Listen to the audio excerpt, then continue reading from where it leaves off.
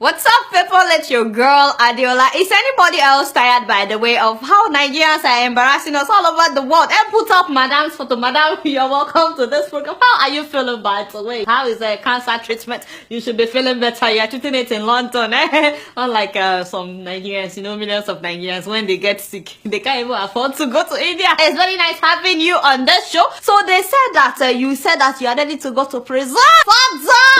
Prison, father. I don't understand, Madam Madueke. For years, we've been saying you be thief. As in that you stole money is what I'm trying to say. Money meant for the betterment of the future of millions of Nigerians. But you denied every single allegation. But now that America is involved, now that America is revealing all the secrets, suddenly you are no longer denying it. Now you are saying that you are ready to go to jail. That hurts. That hurts. As if we Nigerians that have been saying it, as if we are mumu. It is only when America says it that it becomes an issue.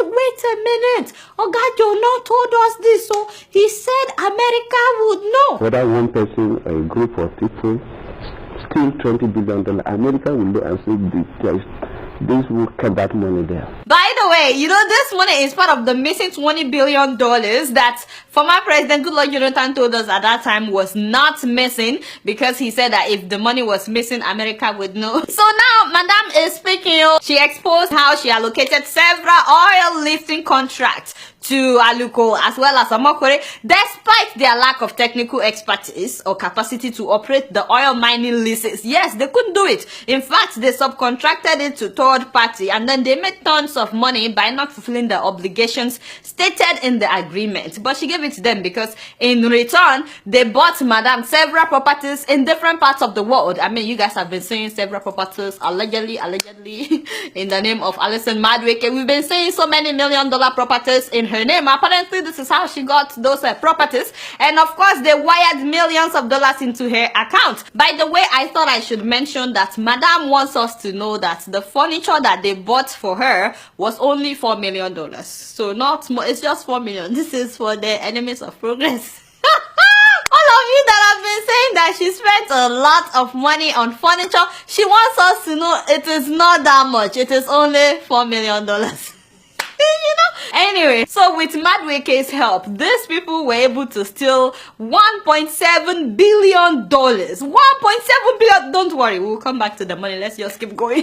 So imagine the biggest foreclosure ever in New York City is a property owned by a Nigerian. Just imagine the embarrassment I felt when I heard that. They used our money to buy $50 million apartment here in New York. Please let Nigerians see what these people used our money to buy. $50 million apartment. And then there was another $80 million that was spent on a yacht. I said, when Beyonce turned 32 and she went cruising with her husband, we did not know that was that they were cruising on our money. You see, Nigerians, of course she paid. I mean, Beyonce paid like $900,000 or something. So she paid. But the money, as in the yacht, that was our money that was cruising for the 32nd birthday. And let's not forget about the house that he bought in California. He bought that with $24 million. Oh, why not? Yes, it is our money. As a matter of fact, he already sold that one. And then the man had 3 private jets. 3, not 1, not 2. What do you do with 3 private jets, by the way? I don't know. 58 exotic cars for one person alone. Okay, that just shows you the level of poverty mentality that these people have. You see money like this, you start shaking. You go and buy a big house, big yacht, 58 cars. Have that. And this is just to show off and to date Naomi Campbell. No be so. Does that even make sense? Naomi don't dump him. No be so. Naomi don't dump him. She don't move on to somebody else. You see, this is how these people let models take our money. But it pains me because I always think about what this money would have done in Nigeria. You guys remember that beautiful airport in Zimbabwe that I've been showing you for some time now? Victoria Falls Airport was built with $150 million. At father, 150. I 13! Think of how many of that we would have now in Nigeria. 11 of such airports would be in different places now in Nigeria. In fact, forget about Zimbabwe. Are you guys familiar with the Enfidha International Airport in Tunisia that was built from 2007 to 2009? They spent $520 million between 2007 and 2009 to build that airport. $520 million. That means that with this money that these people stole, at least we would have 3 of such airports in Nigeria. It's a very beautiful airport, very efficient. I mean, the Cape Town International Airport in South Africa was renovated and expanded in order to look as good as it is right now with $138 million. Just $138 million. So that means if they should spend that $138 million on the airport in Lagos, what we would have right now would be the envy of so many countries. But you know, forget about airport. Madam is sick in London. No, so you think that money would have built her a very good hospital where they will be treating her in a... Yes, of course. What am I even talking about? Rush Hospital East Tower in Chicago. It was built with $654 million, not billion. I'm talking about $1 million now, and they built it in 2011. In 2011, and do you guys know how much they make at that hospital? More than $3 billion. You see how infrastructure can fuel the economy. They spent $654 million. They are making $3 billion. And you know, I'm sure some of the people that are paying big money at such hospitals will be big Nigerian officials. Don't they treat cancer at that hospital? Of course, they treat cancer at that hospital, and they only spend $654 million. And guess what? They have 8,436 employees. I'm just saying that so many people would have nice jobs today in Nigeria. And what about that hospital in Texas? Yes, the Texas Children's Pavilion for Women. That hospital was built for $575 million. So $575 million. And this was between 2007 and 2012. Only $575 million was the building cost for this really nice hospital. And these people stole almost $2 billion.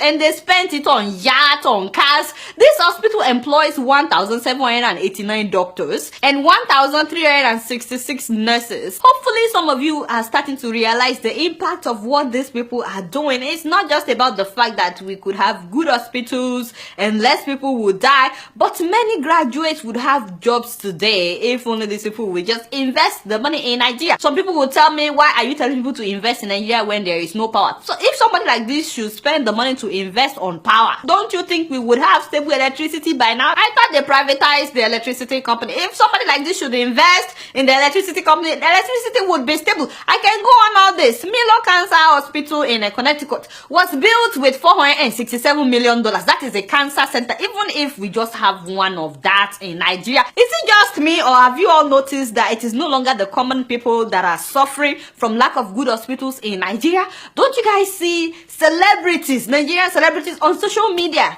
asking for funds for them to go to India, for them to go to Dubai for treatment? Have you guys not been seeing it? Instead, these people are spending this money buying houses in America. Now, the truth is, as much as we like to crucify government officials and big people for robbing the future of our children in Nigeria, even the common people are corrupt. As in, this corruption thing is not everywhere. I'm sure you guys have seen the story of the lady at ShopRite, the one that stole 554 million naira from customers within 1 month. I mean, how? How is it possible? A sales girl, Miriam Mufutao. Auntie Moria. Hey, you don't have her photo. Auntie Moria, hey, within 1 month of getting a job as a cashier at a ShopRite, within 1 month of resuming for her job, this girl bought her own POS, so she would swipe customers' cards on it. So instead of the money going into ShopRite's account, it was going into her account.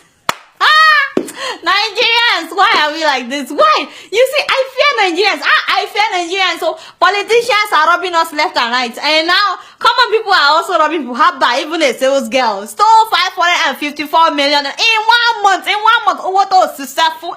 You would think that she would have stopped after 1 or 2 million or 10 million. Now, like, she had to go on 554 million until she got caught. Of course, the girl will go to prison for stealing the money. Although, she stole a lot of money, don't get me wrong, but I know some people that have stolen billions of dollars and they are not going anywhere. Just think of all the hospitals, the airports we would have today, how advanced Nigeria would have been if not for these thieves. And it's so clear that the government has failed us in Nigeria. You would think that by now some non-profit organizations will come together, even if it's just to build one badass hospital, just one that the whole world will be talking about and say, just one good hospital of amazing standard, at least the 1 billion that we spend every year on medical tourism, at least that would now be invested back into the Nigerian economy, you know, because once we have at least one very, very good hospital, trust me, the federal hospitals, they will feel the competition and they would improve. But another thing I found really interesting is the fact that the US did not say anything for years, all this while, when these people were buying the yacht, when they were buying the apartments in New York,